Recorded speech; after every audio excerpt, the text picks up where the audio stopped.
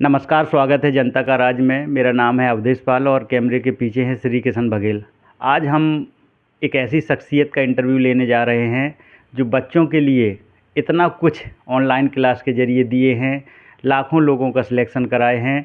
आज विवेक सर 12 तारीख को महोबा वीरभूमि पधारे हुए हैं, तो स्वागत करते हैं जनता का राज के चैनल की तरफ से। सर को बहुत बहुत शुभकामनाएं। सर, स्वागत है महोबा में। आपका भी बहुत बहुत धन्यवाद कि आप लोगों ने मुझे यहाँ पे इतनी इस अवसर पर आने का मौका दिया, और सभी का अभिनंदन, सभी को नमन। सर, मैं जानना चाहता हूं कि सर आपकी यात्रा कैसी रही। बहुत आपकी यात्रा जैसे ही पढ़ते हैं, मुझे तो पता है, लेकिन हमारे देखने वाले सर के यात्रा के बारे में। सर एक छोटे से गांव में पैदा हुए और फिर ऑनलाइन में क्लास खोल के, सर की कितना संघर्ष रहा है सर जीवन? बहुत संघर्ष, बहुत ज़्यादा रहा, अभी भी है। क्योंकि एक्चुअल में अगर आप कुछ बड़ा लक्ष्य, लंबा लक्ष्य लेकर चलते हैं तो आपको बहुत सारे उतार चढ़ाव, बहुत बुरे उतार, बहुत अच्छी चढ़ाव सब देखने पड़ते हैं। बट अगर आपके अंदर अपनी एक लगन से लगे रहने की शक्ति है कि भाई मुझे इसको छोड़ना नहीं है, मुझे इसमें जो भी कमियां उसको सुधार के फिर से एक नई सिरे से स्टार्ट करना है, तो फिर आप धीरे धीरे सभी संघर्षों को पार कर लेते हैं। सर, मेरा तमाम स्टूडेंटों की तरफ से एक सवाल है। आज के समय में स्टूडेंट बहुत डिमोटिवेट हो जाते हैं। पेपर के समय में कैसे अपने आप को संभालें स्टूडेंट सर? देखिए, एक अच्छी तैयारी जो होती है ना, जब आप एक बहुत बेहतर तैयारी करके जाते हैं, बहुत प्रिपेयर होते हैं, तो आपका कॉन्फिडेंस लेवल, आपके चेहरे की चमक, आपकी बात करने का ढंग, चलने का ढंग, अब सब बता देता है कि यार मैं बहुत अच्छी तैयारी करके आया हूँ। पेपर कैसा भी आए, मुझे कोई बड़ी समस्या होनी नहीं है। जहाँ आपकी तैयारी में कोई खामी है, वहाँ आपके मन में एक सवाल उठता है कि यार कहीं कुछ मैं इतना कम समय दे पाया, या तैयारी में 1 महीना और मिल जाता। वहाँ थोड़ा सा बच्चों का डिमोटिवेशन तो उसका है कि जब आपको तैयारी का समय मिल रहा है, आप उस समय का एक भरपूर उपयोग कीजिए। उस समय को आप जितना बेहतर इस्तेमाल करेंगे, उतना ही आप कॉन्फिडेंस से एग्जाम में जाएंगे, और ये जो डिमोटिवेशन वाला फैक्टर है ये ख़त्म हो जाएगा। जब तक आप अच्छी तैयारी करके नहीं जाएंगे, तब तक आप डिमोटिवेट से आप बाहर नहीं निकल सकते। वो आपकी कहीं ना कहीं 1% आपके रास्ते में बाधा रहेगा। सर, आज के समय के परिवेश की देखें सर, सरकारों की चाहे जो मंशा हो, मेरा वो सवाल है, चाहे खान सर ने अभी पटना में तमाम स्टूडेंटों की तरफ से संघर्ष किया।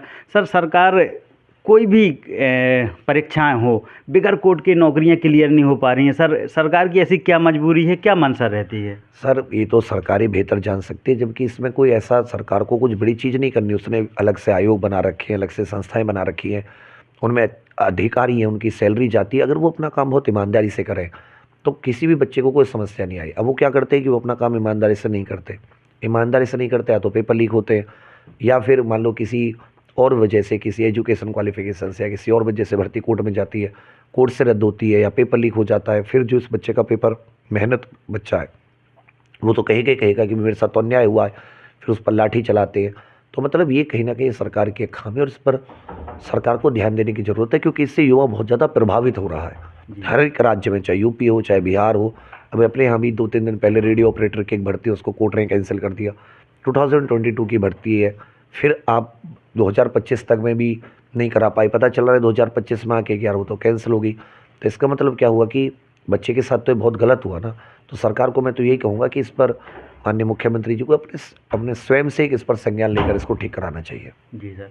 सर, मैं आप ऑफ कैमरा बात कर रहा था, आपकी दादाजी की बात याद आ गई, और आपको महोबा से बहुत प्यार है। आपने आला गायन की बात की है, आप बहुत पसंद करते थे। सर, वो क्या बातें हैं जो आपको अलग आज भी याद आती हैं? मेरे जो बचपन में था, तो मेरे दादाजी थोड़े कम पढ़े लिखे थे, लेकिन उनको आला उदल के जो किस्से हैं, जो उनके वीरता की कहानियाँ हैं, वो उनको बड़े चाव से, उनको चाव था। तो वो जब अपनी फसल बेचने जाते थे दिल्ली, तो वहाँ खारी बावली करके एक बाजार है, वहाँ से ऐसी पुस्तकें मिलती हैं, तो उन पुस्तकों को ले आते थे। और मैं तब तक मैं मेरी हिंदी अच्छी थी बचपन से, हिंदी।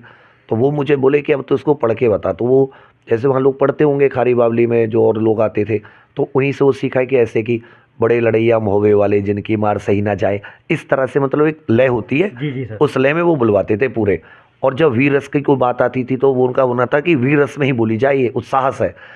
तो वो बहुत, उस तभी से मुझे महोबा, अगर कोई अपने शहर के, बुलंदशहर के बाहर कोई दिल्ली के अलावा कोई चीज़ देखने के लिए सुनने के लिए मिली कि भाई और दुनिया में कोई जगह है, तो महोबा के बारे में जाना सबसे पहले बचपन में। तो मैं था कि यार कभी तो जाना होगा, तो आज आ गए। बहुत सर। सर, एक सवाल और है। स्टूडेंट आज विवेक सर नहीं होते तो क्या होते सर? विवेक सर नहीं होते तो कहीं सरकारी नौकरी अफसर होते, कहीं ना कहीं कोई ना कोई मैं अब जैसे ऐसा ही थी, जी उसके बाद मैं पीसीएस वगैरह के लिए प्रयत्न करता, मेरे पास आईएएस के भी अटेम्प्ट थे मेरे, तो मतलब मुझे खुजली थी कि मैं ट्रिपल स्टार या आगे बढ़ूँ, मतलब डबल से ट्रिपल आगे तक पहुँचूँ। जी सर। तो मैं मतलब मुझे था कि मैं वहाँ होता कहीं ना कहीं। यहाँ होते सर। सर लास्ट सवाल और है, क्योंकि आप ज़्यादा स्पीच के लिए, क्योंकि कम शब्दों में बहुत सारा चीज़ देते हैं सर। एक चीज़ मुझे ये जाननी थी सर, इतना फेस वैल्यू होने के बाद क्या मिस करते हैं सर?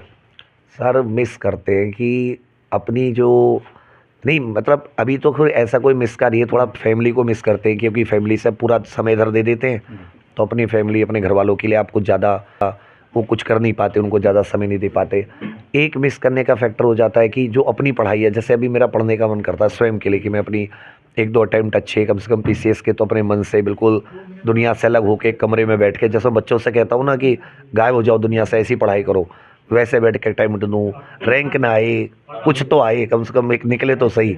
वो एक चीज़ मिस करता हूँ यार, वो एक और लग जाए कि यार इसने ये एग्ज़ाम में निकाला, तो थोड़ा मतलब सेटिस्फेक्शन और संतुष्टि मिलेगी। जी सर। बात में सर एक चीज़ और हो रही थी, आपने बताया कि हिंदी, और सर की हिंदी इतनी कमाल की, अभी बताया कि मेरी हिंदी शुरुआत से अच्छी थी।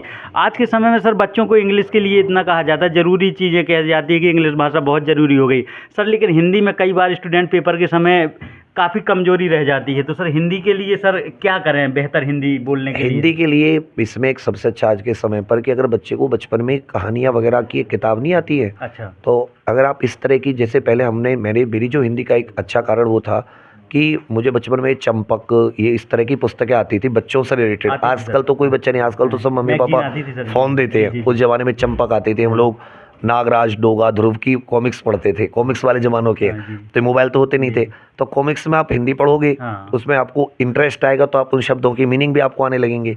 तो ये एक बेस से ही तैयार कराया जाता है। अब आपको बच्चे को आप मोबाइल दे रहे हो, मोबाइल में वो बेन 10 देख रहा है या वो देख रहा है मोटू पतलू, तो वो तो वही सीखेगा ना। हालांकि उसका भी एक अच्छा है कि वो भी एक, अगर उसको पढ़ाई के लिहाज से देखा जाए तो वहाँ से बच्चा सीख सकता है।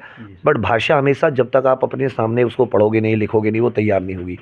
तो बच्चों को अगर कुछ ऐसी ही मनोरंजन की कुछ कहानियाँ बचपन में आप पढ़ा रहे हैं या सुना रहे हैं, तो उनका धीरे धीरे इंटरेस्ट जगेगा, वो खुद पढ़ेंगे और उनकी भाषा अच्छी हो जाएगी। Thank you sir. हमारे साथ थे एग्जामपुर, आपने बहुत सारी ऑनलाइन क्लास देखी होंगी, विवेक सर थे। विवेक सर बहुत बहुत धन्यवाद हमसे बात करने के लिए। धन्यवाद जी।